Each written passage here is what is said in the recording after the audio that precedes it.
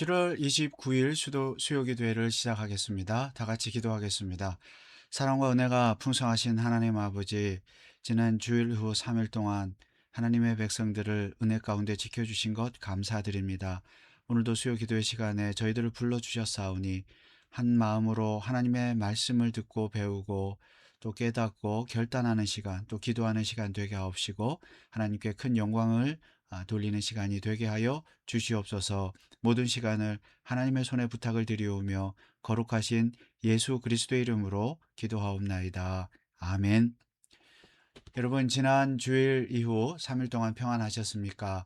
오늘 7월 29일 마지막 7월 마지막 수요 기도입니다. 오늘도 하이델베르크 요리문답 말씀을 통해서 하나님의 뜻을 깨닫고 순종하는 시간이 되기를 원합니다. 오늘은 제24주일 62에서 64문의 내용을 공부하겠습니다. 자, 24주일 62문인데요. 질문은 이렇습니다. 우리의 선행은 왜 하나님 앞에서 의가 될 수 없으며 의의 한 부분이라도 될 수 없습니까? 우리는 지금까지 사도신경을 공부하면서 구원의 도리가 성경에 나타나 있는데 그 성경에 나타난 구원의 도리를 가장 잘 요약하고 있는 것이 사도신경이라고 공부했습니다. 그리고 사도신경을 공부하고 이제 마지막 부분에서 지난 시간에 결론적으로 이 사도신경을 통해서 우리가 얻을 수 있는 유익이 무엇이냐. 그래서 그 대답은 우리가 사도신경의 내용을 믿음으로써 의롭게 되었다. 의롭게 되었다는 것을 우리가 공부를 했습니다. 자, 그런데 그 의롭다 하심과 관련해서 칭의라고 하죠. 의롭게 되었다 하는 것과 관련을 해서 우리가 늘 강조하는 것은 우리가 이신칭의, 오직 믿음으로만 의롭게 된다는 것. 즉, 인간의 행위, 선행, 공로, 노력 이런 것은 단 1%도 0.00001%도 의롭게 되는 데는 기여하지 않는다. 전적인 하나님의 은혜로만 우리가 의롭게 되고 구원받는다고 공부했습니다. 이신칭의 교리가 너무 중요하죠. 자, 그것이 이제 지난 시간까지의 내용이 있는데 오늘은 그것에 이어서 이제 이런 질문을 하고 있죠. 그러면 우리의 선행은 왜 하나님 앞에서 의가 될 수 없느냐? 의의 한 부분이라도 될 수 없습니까? 즉, 인간이 아무리 타락하고 부패했다 할지라도 그래도 양심이 있어서 조금이라도 어떤 선을 행할 수 있는 능력이 있지 않습니까? 우리가 이 세상에 살다 보면 착한 일을 행할 때 있지 않습니까? 뭐 신자든 불신자든. 그랬을 때 우리가 이제 근본적으로 하나님을 모를 때라도 선을 행할 수 있는데 그 선이라는 것이 조금 더 의롭게 되는 것에 기여하지 않느냐? 정말 그러냐? 정말 믿음으로만 그러냐? 의롭게 되느냐? 그러면 우리의 선행은 도대체 무엇이냐? 지금 이 질문을 하고 있는 것입니다. 대답은 이렇습니다. 하나님의 심판대 앞에 설 수 있는 의인은 절대적으로 완전해야 하며 모든 면에서 하나님의 율법에 일치해야 합니다. 그러나 우리가 이 세상에서 행한 최고의 행위라도 모두 불완전하며 죄로 오염되어 있습니다.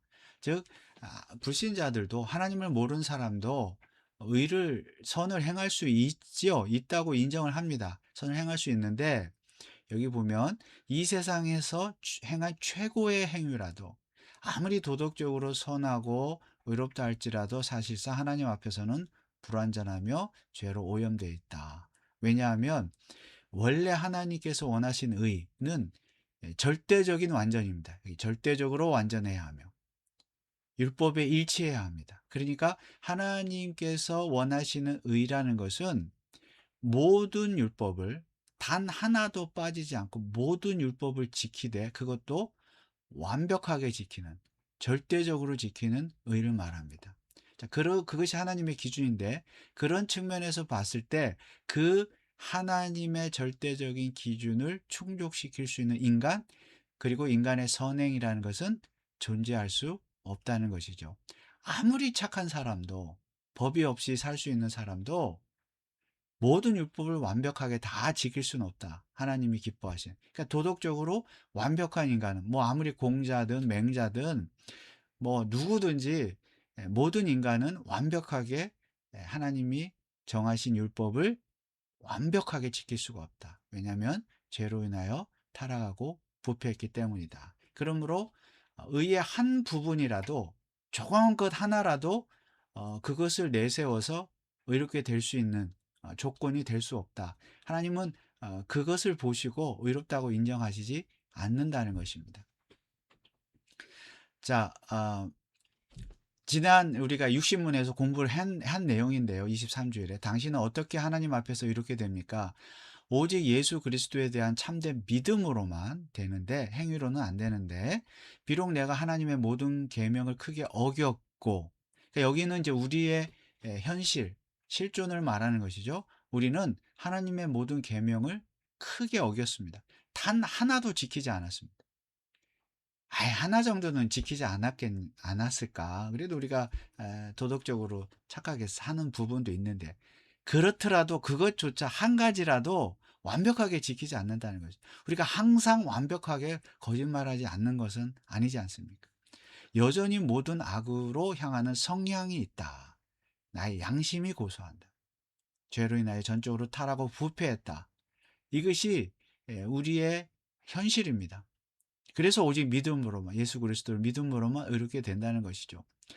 자, 신명기 27장 26절입니다. 모든 율법 말씀을 실행치 아니하는 자는 율법의 모든 말씀을 그러니까 몇 가지만이 아니라 모든 말씀을 실행치 아니하는 자는 저주를 받는다. 그러니까 의롭게 되지 못한다. 구원받지 못한 자. 이렇게 말씀하셨을 때 모든 백성은 아멘 이렇게 대답을 했습니다. 그러니까 하나님 너무하십니다. 어떻게 이렇게 우리가 어떻게 율법을 완벽하게 지킬 수 있습니까? 뭐 조금이라도 지키면 우리를 의롭게 하고 하시고 구원해 주셔야 되지 않겠습니까? 하나님 기준이 너무 셉니다. 그렇게 말하지 않았습니다. 아멘 했습니다. 아멘. 우리가 지켜야 되는 것이. 그런데 문제는 우리는 타락하고 부패했기 때문에 본성적으로 죄를 사랑하기 때문에 모든 율법을 완벽하게 지킬 수 없다. 그래서 로마서 아래 보면 10장 3절에 보면 하나님의 의를 모르고 자기 의를 세우려고 힘쓴다. 그러니까 모든 인간은 그냥 자기 만족을 위해서 사는 것이 아무리 도덕적으로 선한 사람도 자기 의를 세우는 것이지 하나님을 생각하고 하나님의 의를 생각하지 않는다. 하나님의 의에 이룰 수 없다. 그래서 로마서 3장 21절 23절에 보면 이제는 21절 율법 외에 자, 그 위에는 율법의 모든 말씀을 지켜야 되는데 지킬 수 없으니까 율법으로는 안 되는 거예요. 율법을 지킴으로는 선행으로는 안 되는 겁니다. 그래서 율법 외에 한 의가 나타나야 되는데 하나님의 의가 나타났습니다. 율법과 선지자들의 증거를 받은 것이라 구약에서 예언된 그 하나님의 의가 곧 예수 그리스도다. 22절 예수 그리스도를 믿음으로 말미암아 모든 믿는 자에게 미치는 하나님의 의다. 예수 그리스도를 믿음으로만 이렇게 된다. 선행이 아니다. 23절 모든 사람이 죄를 범하였음에 하나님의 영광에 이르지 못했다. 자, 그래서 우리의 행위는 단 1도 0.0001도 의롭게 되는 일에 기여할 수 없다. 왜냐하면 하나님 보실 때는 어차피 불완전하기 때문에 불충분하기 때문이다. 그래서 우리가 예수 그리스도를 믿는다는 것은요. 여기 능동적 수동, 순종, 수동적 순종이 있는데요. 예수님이 이 땅에 오셔서 십자가를 지심으로 하나님 말씀에 순종해서 우리의 죄를 대속해 주셨죠. 근데 그 십자가를 지시면은 능동적 순종과 수동적 순종 두 측면이 있습니다. 수동적 순종은요. 여기 그리스도의 고난과 죽음을 말합니다. 형벌을 감당하신 거죠. 우리의 죄를 죄값을 대신 치른 것이죠. 죄의 삭은 사망이라 그랬는데 아담의 실패에 대한 형벌을 대신 감당하신 것입니다. 죄값을 치른 것은 수동적 순종이고요. 이제 능동적 순종이라는 것은 율법의 순종입니다. 율법의 순종. 그리스도의 삶. 그러니까 예수님께서 태어나시면서 죽으실 때까지 행하셨던 모든 삶이 율법에 대한 순종. 자, 우리 인간은 율법에 대해서 순종할 수가 없다고 했죠. 완벽하게. 예수님이 우리를 위해서 대신 율법을 순종해 주신 것이죠. 그래서 예수 그리스도의 의가 우리에게 전가되었다는 것은 우리가 의롭게 되었다는 것은 두 가지 측면에서 사실 능동적 순종과 수동적 순종 하나인데요. 이제 구별을 하는 것이죠. 죗값을 치르는 수동적 순종뿐만이 아니라 우리가 지켜야 될 그 율법에 순종하는 것까지, 이 능동적 순종까지 예수님께서 다 이루셨기 때문에 그 예수님의 순종이, 능동적 수동적 순종이 우리에게 전가되어 우리가 의롭게 되는 것입니다. 그래서 우리가 의롭게 되었다는 것은 두 가지 측면이 있는 것이죠. 죗값을 우리는 치렀다. 죗값을 치렀다. 그죠? 에, 아담의 죗값, 나의 죗값, 즉 대신 예수님이 치러주셨다. 그러니까 나는 이제 죄 사함을 받은 거죠. 두 번째 측면은, 그리고 내가 순종해야 될, 율법에 순종해야 될 순종을 예수님께서 이루어주셨다. 그래서 그 순종이 내게 임해서 내가 의롭게 된 것이죠. 죄값도 치렀고 우리는 율법도 순종하게 된 것입니다. 물론 이제 우리가 율법을 순종하게 되었다고 해서 그러면 율법을 지키지 않아도 되냐, 그런 뜻은 아니죠. 다만 우리가 율법을 순종함으로, 지킴으로 얻어야 될 그 의에 있어서 예수님께서 대신 율법에 순종해 주셨기 때문에 그 의가 전가되어, 우리가 예수님을 믿음으로 그 의가 전가되어 우리가 율법에 순종한 것처럼 하나님이 인정해 주신다는 겁니다. 그러니까 하나님은 예수님 그리스도를 통해서 우리의 죄값도 치러주셨고, 그 다음에 죄도 없다 인정하셨고, 율법도 순종하셨다고 인정하셨다는 겁니다. 그러니까 이미 우리는 율법을 순종한 것과 다름이 없어요. 그래서 우리가 율법을 통해서 순종함으로 선행으로 구원을 얻는다, 의롭게 된다는 것은 자체가 모순입니다. 성경적이지 않습니다. 우리는 예수님의 능동적 순종, 수동적 순종을 믿어야 하겠습니다. 자, 그러면 이제 63문입니다. 그 다음 질문이죠. 하나님께서 우리의 선행에 대해 이 세상과 오는 세상에서 상 주시겠다고 약속하시는데, 그래도 우리의 선행은 아무 공로가 없다고 할 수 있습니까? 당연한 질문이죠. 우리의 선행이 구원에, 의로움에 아무 영향을 끼치지 않는다면 그러면 선행은 뭐냐? 성경은 선행에 대해서 하나님이 상을 주시겠다고, 상급을 주시겠다고 약속하시지 않았느냐? 그러면 우리가 선행을 행해야 되지 않느냐? 우리가 선행의 공로를 쌓아야 하지 않느냐? 근데 선행은 아무것도 아닌데 예수님이 다 이루어 주셨다, 우리는 할 것이 없다라고 말하면 이게 모순이지 않느냐? 지금 이 질문입니다. 여러분 어떻게 생각하십니까? 우리에게 선행의 필요가 없을까요? 이미 예수님의 그 수동적 또 능동적 순종을 통해서 우리의 율법 지킴을 예수님이 다 이루어 주셨는데 우리는 무엇을 해야지요? 할 것이 없잖아요. 자, 대답은 이렇습니다. 하나님의 상은 공로로 얻는 것이 아니고 은혜로 주시는 선물입니다. 그러니까 상 주시겠다고 했을 때도 우리의 선행을 통해서 상 주시는 것은 맞는데 우리의 선행 자체가 공로가 아니라는 것입니다. 공로가 아니라는 거예요. 내가 공로를 쌓았기 때문에 하나님이 잘했다고 해서 상을 주시는 게 아니라 그 상조차도 은혜로 주시는 선물이다. 의롭게 되는 것, 구원도 하나님의 은혜의 선물이고 나중에 우리가 받게 될 상급도 하나님께서 은혜로 주시는 선물이라는 것입니다. 달리 말하면 예수님께서 율법을 완전히 성취하셨다 그랬죠. 우리 대신에. 우리 그것을 믿음으로 우리가 율법을 다 성취한 것을 하나님이 인정하신다 그랬잖아요. 그렇다고 해서 우리가 선행을 행할 필요가 없다는 것이 아니라 선행을 행해야 되는데 이미 예수님께서 이루신 것을 따라서 그것을 믿고 우리가 그 은혜에 감사하여 마땅히 우리가 선행을 행하는 것이기 때문에 우리의 공로가 아니라 우리의 선행도 사실은 예수 그리스도의 공로라는 것이죠. 예수 그리스도의 공로 때문에 우리가 선행을 행하게 되는 것이죠. 그리고 그것을 보시고 은혜로 그 상급의 선물을 주시는 겁니다. 그러니까 우리가 선행을 행하는 것도 우리의 공로가 아니라 예수 그리스도의 공로 때문에 행한 것이기 때문에 우리의 공로는 내세울 거 없다는 것이죠. 우리의 선행에는 공로가 없습니다. 예수님께서 행하신 것을 우리가 행하는 것이기 때문에. 물론 성령께서 그렇게 행하시도록 능력을 주시죠. 그래서 은혜로 주시는 선물입니다. 여기 마태복음 5장 11, 12절에도 하늘에서 너희의 상이 크다 그랬죠.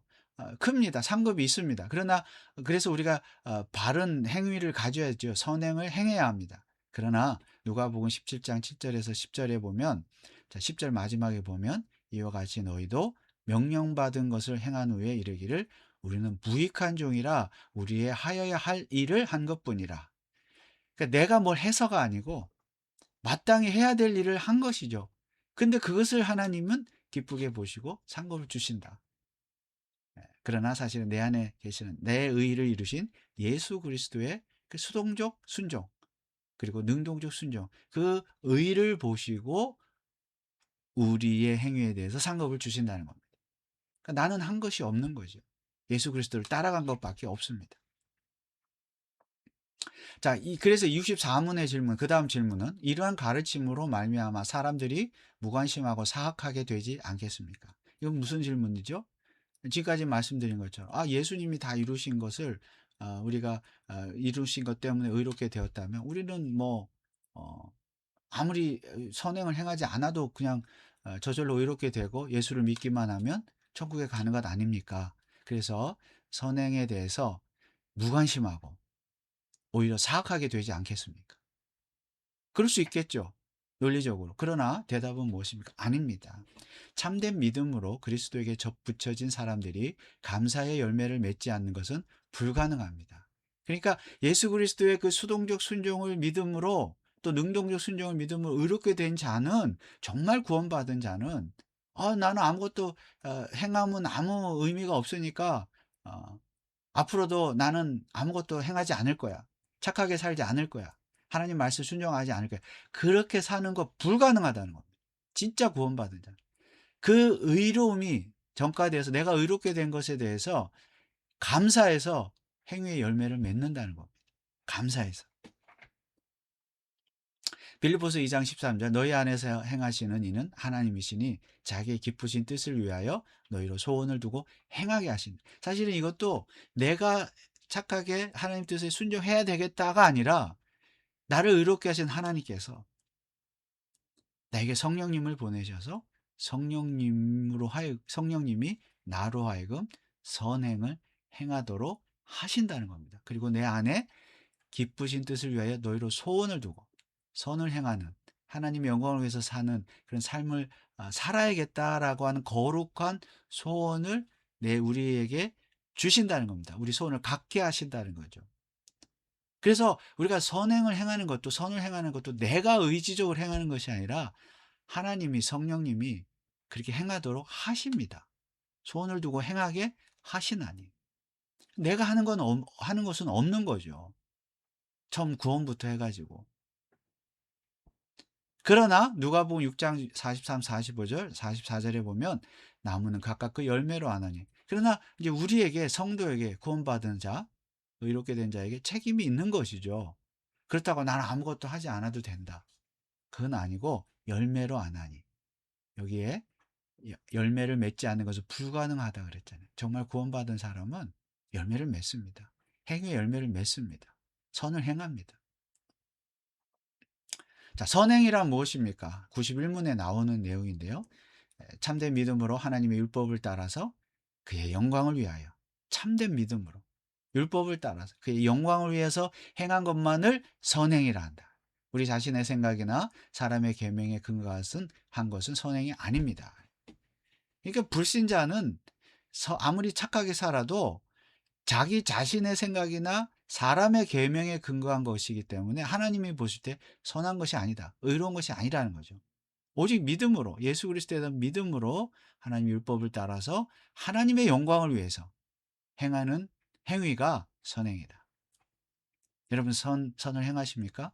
하나님이 없는 선행은 하나님은 우리가 의롭게 될 수 없습니다. 구원받지 못합니다. 결국 심판을 받습니다. 즉 예수 그리스도를 믿지 않는 자는, 불신자는 아무리 이 세상에서 착하게 살아도 하나님 심판을 받는다는 것이죠. 하나님이 보실 때는 선행이 아니기 때문입니다. 자, 이것만 보겠습니다. 제 32주일 86문. 우리의 공로가 조금도 없이 그리스도로 말미암아 오직 은혜로 우리의 죄와 비참함으로부터 구원을 받았는데 우리는 왜 또한 선행을 해야 합니까? 우리 행위가 아무 의미가 없다 그랬잖아요, 구원에 대해서는. 그런데 구원받은 이후에 그러면 우리는 왜 선을 행해야 합니까? 대답, 그리스도께서 그의 보혈로 우리를 구속하셨을 뿐 아니라 그의 성령으로 우리를 새롭게 하여 그의 형상을 닮게 하시기 때문입니다. 이것은 우리가 모든 삶으로서 하나님의 은덕에 감사하고 하나님께서 우리를 통해 찬양받으시기 위함이며, 또한 우리 각 사람이 그 열매로서 자신의 믿음에 확신을 얻고 경건한 삶으로서 다른 사람을 그리스도에게 인도하기 위함입니다. 이것이 선행의 이유입니다. 그러므로 결론적으로 선행은 구원을 받기 위한 조건도 아니고 우리가 어떤 상급을 받기 위한 조건도 아니라는 거죠. 오직 구원받았음에 대한 감사의 열매로 선을 행하는 것이고, 그것을 보시고 하나님이 우리에게 상급을 주신다는 겁니다. 그러므로 우리 선행이 어떤 천국에 가기 위한 조건, 구원을 받기 위한 조건, 뭐 이런 것이 아니라 이미 예수 그리스도의 그 순종을 통해서 우리가 이미 의롭게 되었고, 우리 행위를 부족하지만 하나님 완벽하다고 인정하셨습니다. 그러나 이 세상 사는 동안에 우리 부족한 행위지만 그 우리를 의롭게 하신 하나님의 은혜에 감사하여 행위의 열매, 감사의 열매를, 성령의 열매를 맺어야 하는 것이죠. 그것조차 하나님께서 기쁘게 보시고 상급을 주실 것입니다. 찬송 한장하고 기도하겠습니다.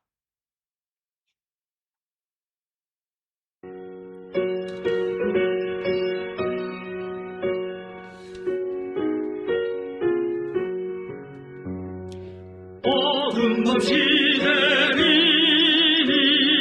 내 집은 지켜서 잔이슬 맺힐 때에 일찍 일어나 해 돋는 아침부터 힘써서 일하라. 피할 수 없는 밤이 속히 오리라. 어둠 밤이 내리니 내 집은 지켜서 일할 때 일하면서 놀지 말아라. 낮에는 수고하나 쉴 때도 오겠네. 일할 수 없는 밤이 속히 오리라. 어둠 밤이 내리니 내 집은 지켜서 주는 의 비킨 곁에 힘써 일하고 그 빛이 나여서 어둡게 되어도 할 수만 있는 대로 힘써 일하라. 아멘. 우리 이 시간에 한번 기도하겠습니다. 결론입니다. 선행은 절대 구원의 조건이 아닙니다. 두 번째, 선행은 구원에 대한 감사의 표현, 열매입니다. 그리고 그 열매를 보시고 하나님은 상급을 주십니다. 그 열매조차 성령님의 인도하심에 따라 우리가 열매를 맺는 것이죠. 3번, 선행에 대한 상급조차 하나님의 은혜입니다. 우리의 공로가 아니라 하나님의 은혜입니다. 예수 그리스도의 의를 보고 우리에게 우리의 행위에 대한 상급을 주시는 것입니다. 그러므로 모든 것이 하나님의 은혜이고 또 하나님께서 행하시는 일입니다. 이런 것을 잘 생각하시고, 여러분 이미 우리는 의롭게 되었기 때문에 이제 감사의 열매, 행위의 열매를 맺어야 되겠습니다. 여러분의 삶 가운데 가정과 직장과 일터에서 하나님의 영광을 위해서 말과 행위의 아름다운 열매, 성령의 열매를 맺을 수 있도록 기도해 주시고, 또 우리 교회가 성령의 열매를 맺을 수 있도록 기도해 주시기 바랍니다. 자, 7월 오늘 29일인데요. 마지막 수요 기도회인데 남은 한 달도 잘 마무리하고 또 다가오는 8월에도 우리의 선행에, 우리의 삶에서 행위의 열매를 맺는 여러분의 가정과 직장과 일터가 되도록, 우리 교회가 되도록 기도해 주시기 바랍니다. 우리 성도들의 가정을 위해서, 또 직장을 위해서, 자녀들을 위해서, 또 몸이 불편하신 분들을 위해서 이 시간 같이 한 목소리로 기도하겠습니다.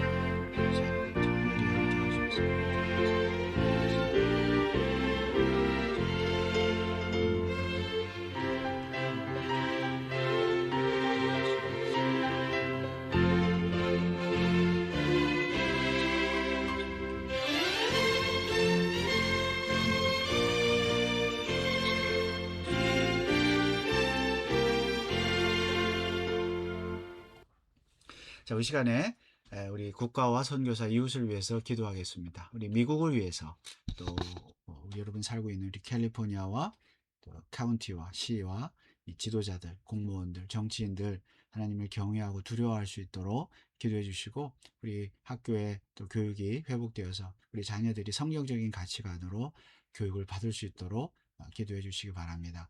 우리 조국 대한민국을 위해서, 또 북한을 위해서, 평화적인 통일을 위해서 기도해 주시고, 한국교회와 또 성도들이 깨어있게 하시고 또 바로 서게 하여 주시옵소서. 그리고 선교사들 위해서 우리 교회가 후원하는 우리 조윤호 선교사님, 또 김학기 선교사님, 멕시코에 있는 선교사님들 이 무더위에 사역 잘 감당할 수 있도록 기도해 주시고, 핍박을 당하는 우리 그리스도인들 위해서도 기도하고, 이 땅에 참된 하나님의 나라가 임할 수 있도록 우리 기도해 주시기 바랍니다. 마지막으로 한 번 더 기도하겠습니다.